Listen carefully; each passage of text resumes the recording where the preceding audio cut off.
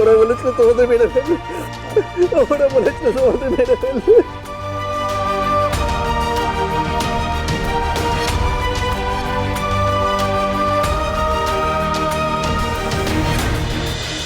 ওই কোডি যখন রাঙামতি সেজে ব্যাংক ডাকাতি করতে গেছে, আমি সেই সুযোগে পালিয়ে এসেছি।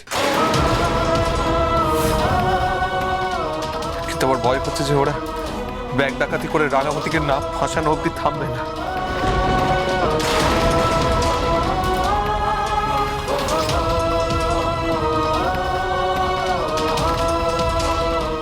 কিন্তু এগুলো ফ্লাইটে আগুন লাগা থেকে শুরু করে ফ্লাইটটা সমুদ্রে ল্যান্ড করানোর পর থেকে, মানে ওই জঙ্গলের লোকজনদের হাত থেকে বেঁচে আসা পর্যন্ত তুমি যা যা বলছো তার সঙ্গে তো তোমার কো-পাইলটের স্টেটমেন্টের কোনো মিল নেই। সে তো বলছে তুমিই নাকি প্ল্যান করে সব করেছো। একদম মিথ্যে কথা, একদম মিথ্যে কথা বলছো।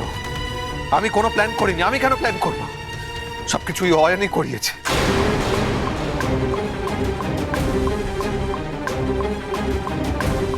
আহিরিকে তো ফোন করে ডাকা দরকার।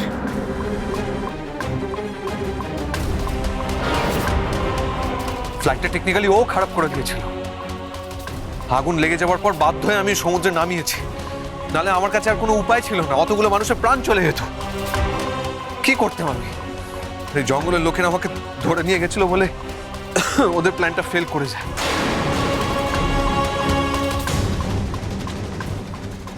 দেখ একলব্য, এই সব কথা তুই বলছিস, পুলিশ কি মানবে? তোকে নিয়ে যেভাবে আলোচনা হচ্ছে, পুলিশ তো একটা ইনভেস্টিগেশন করবে, তাই না? তার উপর ওই নেশার যে জিনিসপত্র প্লেনে ভর্তি করে সেই প্লেন তুই চালিয়েছিস, বুঝতে পারছিস তো? মা, আমি তোমাকে বলে দিচ্ছি, টেনশন করো না। কিন্তু সামনে ঝড় আসতে চলেছে, বিশাল বড় ঝড়। কারণ পরিস্থিতি যেদিকে এগোচ্ছে, পুলিশ একলব্যকে অ্যারেস্ট করবেই। অ্যারেস্ট করবে কেন একলব্যকে? ও কি অন্যায় করেছে? ও তো কোনো অন্যায় করেনি, ওর তো কোনো দোষই নেই।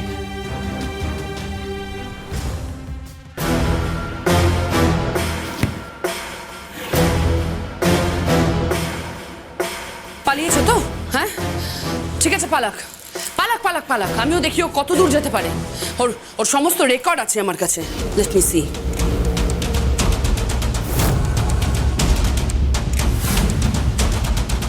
কোথায় গেছে ও? বাড়িতেই গেছে। নিজের ফ্যামিলিকে বিশাল মিস করছিল তো, বাড়িতেই যাবে। আর কোথায় যাবে? দিদি, এবার কি হবে? পুলিশ তোকে ধরতে পারেনি, কিন্তু একলব্য বসু তো জানিয়ে দিয়েছিল পুলিশকে যে তোরা ব্যাংক ডাকাতি করতে গেছিস।